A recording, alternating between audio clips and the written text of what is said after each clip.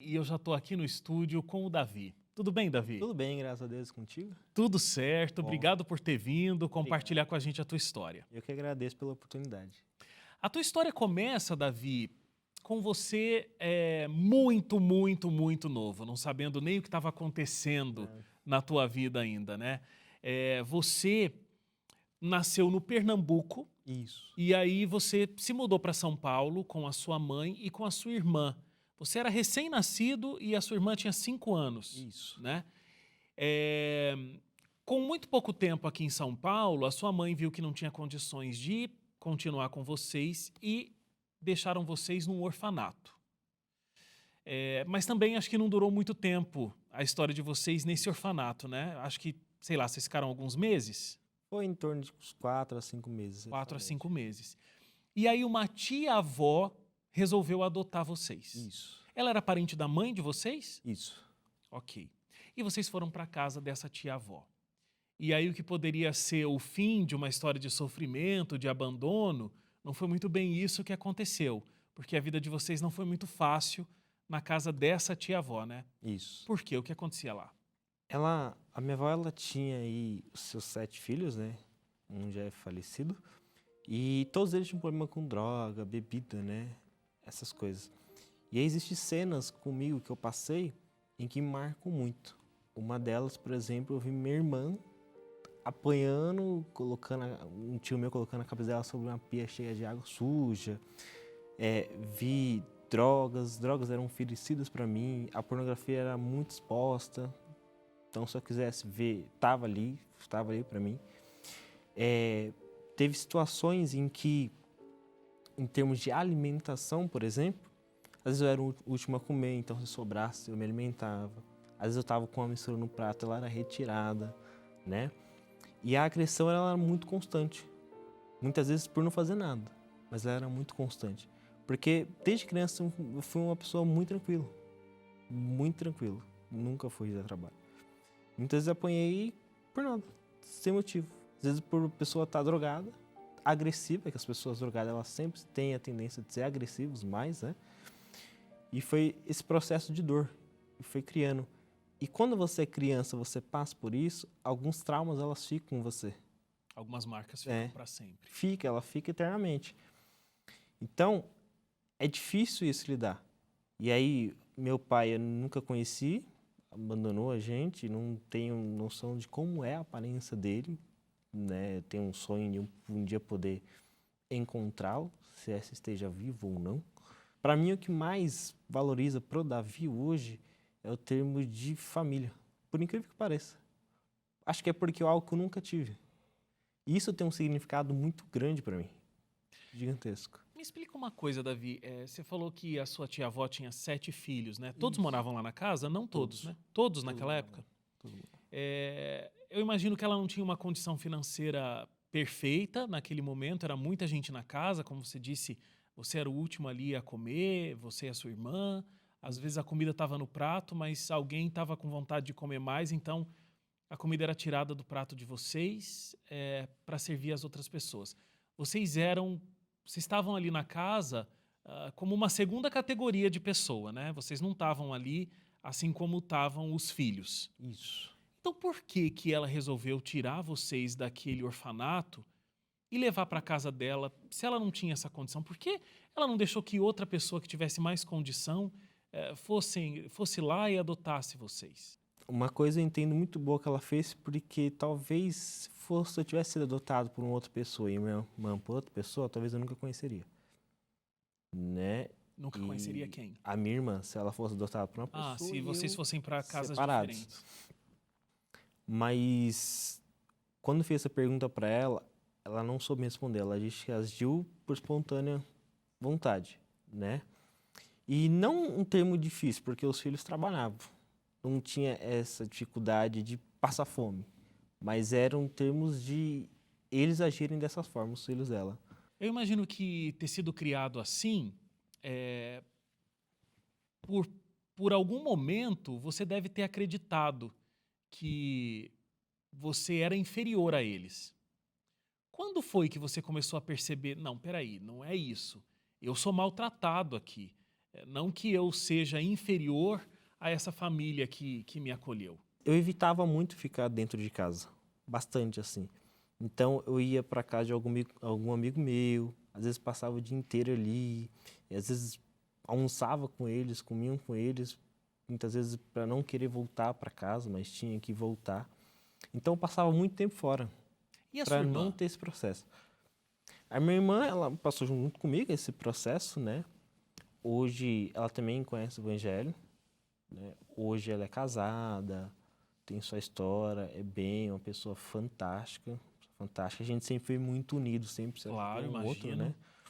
Vocês eram tudo que um e o outro tinham, né? Não existe mais ninguém, né? Embora a gente conseguiu, graças a Deus, ter boas amizades que também indicaram, deram conselhos, né? Principalmente eu, que sou um cara que gosto sempre de ouvir as pessoas, principalmente as mais velhas. Eu costumo dizer que conversar com os idosos, para mim, é muito bom, porque você aprende, né? Você ouve histórias fantásticas. Mas a gente tem uma irmandade muito forte entre elas. A gente sempre se ajuda quando pode. Ô, Davi, você me disse, né, que a pornografia era extremamente oferecida, estava lá à disposição, droga fazia parte da rotina daquela casa que você foi criado, as pessoas te ofereciam, mas você nunca foi por esse caminho. Você, inclusive, saía daquela casa, ia para casa de amigos, ia para casa de vizinhos, para poder se livrar daquela realidade. Por que que isso nunca foi uma coisa que fez parte da tua vida? O que que fez com que você não aceitasse experimentar as drogas ali? Eu estudei num colégio público em que eu ia, às vezes, no toalete e via os amigos usando as drogas, né? E, como eu disse, eu sempre recebi muitos conselhos dos amigos foram, né? Que não correram por esse caminho das drogas. E os conselhos que as pessoas me dão desde criança, eles fixam na minha mente. Uhum. Então, se alguma der uma tendência de aquilo errado, se a vontade de fazer, eu não faço. Embora eu nunca tive essa vontade, porque eu já entendia que aquilo era ruim, que aquilo não me pertencia e que não ia me fazer bem. Uhum. Então, o interesse nunca tive. Nunca experimentei para ver se é bom ou ruim, hipótese alguma. Tem uma cena que aconteceu lá, que o terreiro era meio grande, né? E tinha uma casa nos fundos.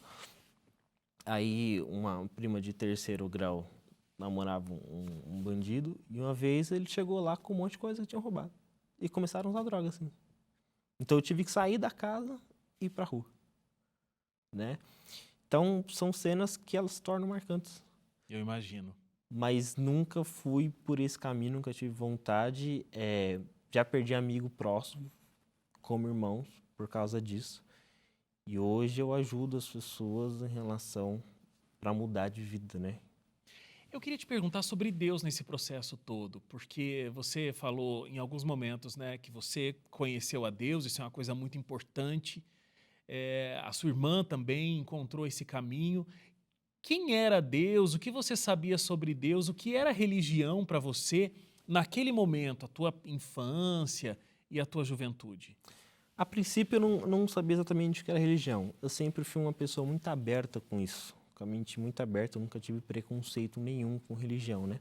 Então eu tenho amigos budistas, eu tenho amigo espírita, tenho amigo evangélico, católico, bola de neve, enfim. E eles me convidavam às vezes para ir. E eu sentava tranquilo. Para mim nada, não colocava essa diferença. Uhum. Só que eu fui muito em igreja católica. Cheguei a participar de alguns programas dele, alguns finais de semana deles. Mas nunca tinha uma coisa firme. Nunca sentia firmeza. Ia por ir, mas não tinha uma firmeza e nenhum conhecimento e nenhum interesse para saber do conhecimento. Mas engraçado que, mesmo eu não tendo esse conhecimento, eu nunca tive um pensamento do mal. E nunca procurei fazer coisas erradas. Eu acho que isso muito é dom de Deus. Eu acredito muito nisso. Deus te protegeu e te guiou muito nessa vida, né, Davi? Muito. Aí, quando foi em 2009, eu conheci Deus de uma maneira muito, muito simples, às vezes até meio estranho dizer. Eu sempre gostei muito de soltar pipa. Muito. E aí, na rua da casa da minha avó era sem saída, a gente soltava pipa ali na rua, nas férias, né? Aí tinha um irmão da igreja que soltava da laje dele. A laje maravilhosa para soltar pipa molecada, é perfeito, né? E aí ele convidou. Aí ele tava lá com os irmãos da igreja soltando, fui lá e ele convidou pra ir pra igreja. E como eu disse, eu nunca fui dizer não. Falei, beleza, vamos lá. Fui, nesse processo que fui, gostei do culto. O culto, eu me identifiquei pela forma da igreja adventista de prestar um culto ali. Então ali eu já comecei a sentir algo diferente. A primeira vez que eu pisei na igreja adventista, que é a igreja da Vila das Belezas. E aí a sogra desse amigo meu, uma senhora, ela me inscreveu no Clube dos Bravadores, que é o Clube Tigres de Ávila, né? E aí ela falou, eu vou financiar tudo pra você. Então, acampamento, passeio, uniforme, eu vou financiar. Que legal. E ela me deu todo esse suporte. Para que você ficasse no clube. Isso. E aí o clube foi uma consequência a mais para desenvolver uma vida melhor. E aí foi onde eu conheci mais a Cristo, porque o Clube dos Bravadores, ele ajuda muito. Até explicando, você que de repente nunca ouviu falar sobre Clube de Desbravadores, a gente tem muitas histórias que vêm aqui no Identidade e acabam passando, né, pelo Clube de Desbravadores. É um departamento da igreja, um projeto da Igreja Adventista. Em várias igrejas existe o Clube de Desbravadores daquela igreja, que são crianças, jovens que se juntam. Eles gostam de natureza, gostam de acampar, estudam várias coisas sobre natureza, ciência e também a espiritualidade, né? Então tem várias atividades, parece um pouco com aquela história dos escoteiros, que é um pouco mais conhecida, né?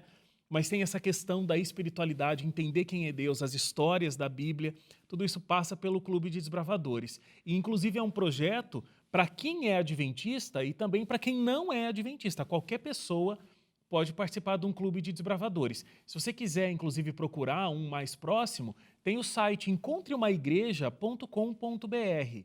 Está aqui passando no vídeo, encontreumaigreja.com.br. Você coloca o teu endereço, vai chegar a igreja adventista mais próxima de você. E aí, com certeza, lá vai ter um Clube de Desbravadores ou ali num lugar muito próximo, eles vão saber te indicar onde é que você pode colocar o seu filho ou você mesmo que tem interesse de participar do Clube de Desbravadores. E a gente está ouvindo a história do Davi, que poderia ter tido um final completamente diferente do que ele está contando para a gente hoje. Você tinha todas as possibilidades, né, Davi? Para ter entrado no mundo das drogas, no mundo do crime, uma promiscuidade, porque sexualidade era uma coisa muito forte ali também, onde você viveu, mas você saía de lá, ia para casa de bons amigos como esse, por exemplo, né, que a gente estava contando, começou soltando uma pipa, mas ele te levou para a igreja adventista, para o Clube de Desbravadores. Essa mãe dele, a avó dele... É a sogra dele. A sogra dele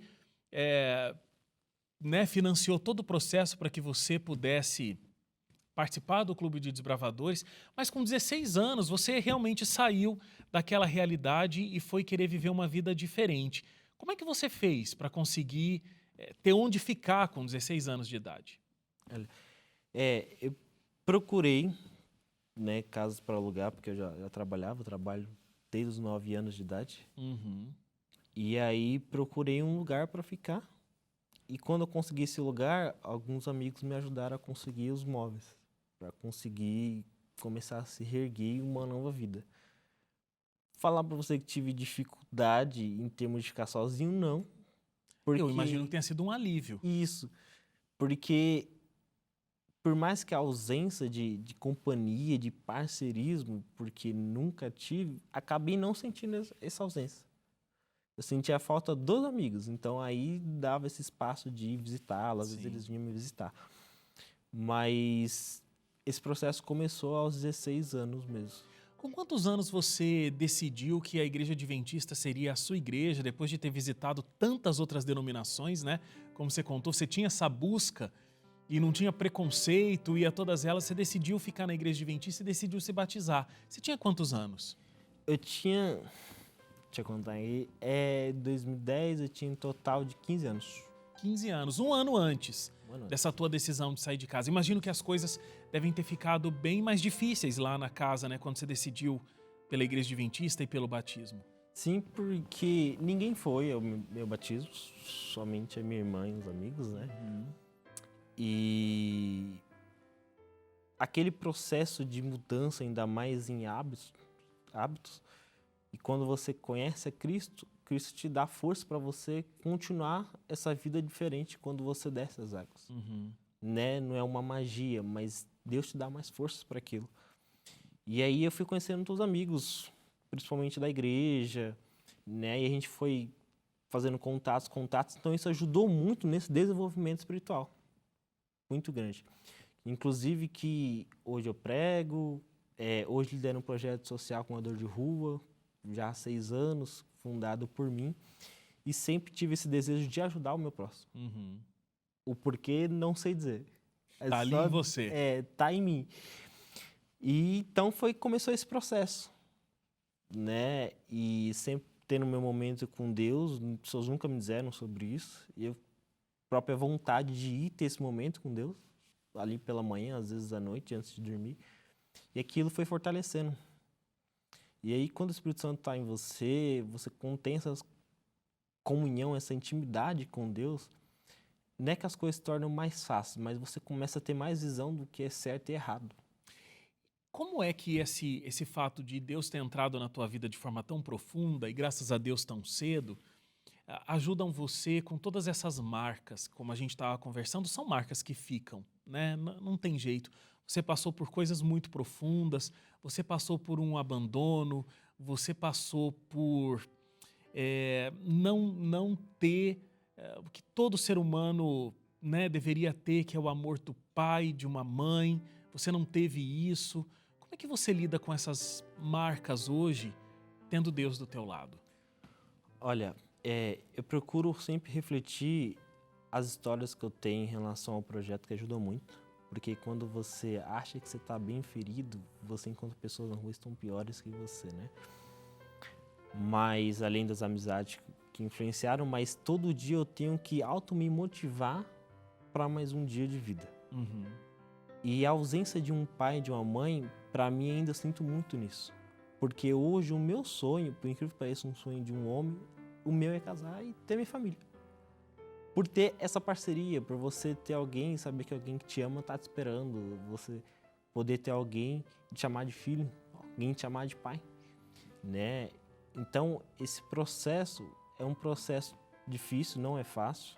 Não é fácil porque você tem que tomar decisões, principalmente quando você chega na vida adulta, decisões que você tem que tomar que muitas vezes você vai errar porque você não teve alguém que te orientasse nisso. Sim. Acho que por isso que o conselho das pessoas é tão importante para você, Sim. né? Então, eu errei muito na vida, às vezes erro ainda, mas eu vou aprendendo com aquilo. Então, tudo o que acontece comigo, eu avalio depois sozinho em casa. Por que eu errei naquilo? Por que eu acertei naquilo? O que eu fiz de certo para ter dado tão certo assim? E procuro também assistir vídeos motivacionais, procuro assistir filmes, que nem tem filmes que mexem muito comigo, por exemplo, aqueles filmes de família, que você vê a família sentada sobre a mesa, com os filhos, né? E aquilo para mim é fantástico. Porque é aquilo que eu busco ter. Claro. Porque tem um significado. Porque para mim hoje, por exemplo, o Natal não tem significado para o Davi. Para mim hoje, né? É coisa particular toda a vida, não em relação do que crença sobre isso. Por quê? Porque para mim o Natal é você sentar sobre a mesa com a família, você sorrir, você se alimentar, você trocar presentes, você ter aquela parceria, aquele calor humano de família, de sorriso. Você vê que tem pessoas que te amam, você ama aquelas pessoas que estão ali. É um significado totalmente diferente daquilo que a gente está acostumado a viver. Então, coisas que eu nunca vivi, mas que mexem muito comigo. E às vezes essas cenas que eu vejo em filme, eu fico imaginando um dia que isso vai acontecer. Pelo que eu tô entendendo, tá próximo de acontecer, né? Tô vendo uma aliança aí na mão. A espera de um milagre chegando. Você tá noivo? Tô noivo. A gente casa, eu tô noivo com a Gleice, uma mulher fantástica, né? Desse momento aqui, dizer aqui, uma mulher fantástica. Foi 5 anos orando, né? Orando para que Deus mandasse. Uma coisa que foi muito tranquilo com mulher. Muito tranquilo. E Deus mandou, né? E aí a gente cuida da melhor maneira possível, né? Então aí a gente está marcando para 12 de dezembro do ano que vem. Se Deus quiser, essa pandemia já não exista mais, né? Que legal, Davi. Eu espero sinceramente que Deus te abençoe com uma família linda, porque você merece muito. E que você possa cuidar das pessoas assim como Deus cuidou de você durante toda a sua vida e te transformou nesse homem sensível, doce e que enfrenta a vida com força, mesmo tendo enfrentado tudo que você enfrentou. Que Deus possa te conservar assim, buscando o que é certo e buscando o que é melhor para a sua vida, porque oportunidades de fazer o errado não faltaram, né? É. Que Deus continue cuidando de você e dê a bênção de você construir uma família e Obrigado. sentir todo esse amor que te faltou tanto, mas Deus vai te dar em dobro, tenha certeza Amém. disso. Amém. Se Deus quiser, eu creio muito nisso. A gente ora muito por isso todos os dias, né? E algumas decisões, como disse, às vezes erra, às vezes certo. E eu aprendi a, antes de tomar uma decisão, orar muito a Deus antes. Amém. Muito, muito. Porque eu sempre falo para ele, Senhor, eu nunca sei sobre isso. Então me mostra o que eu tenho que fazer. Porque senão eu vou errar. E aí a possibilidade de acertar ela é muito maior. E Deus tem cuidado. Tem cuidado, graças a Deus tem cuidado. Muito obrigado, Davi. Que Deus te Imagina, eu que abençoe muito. agradeço.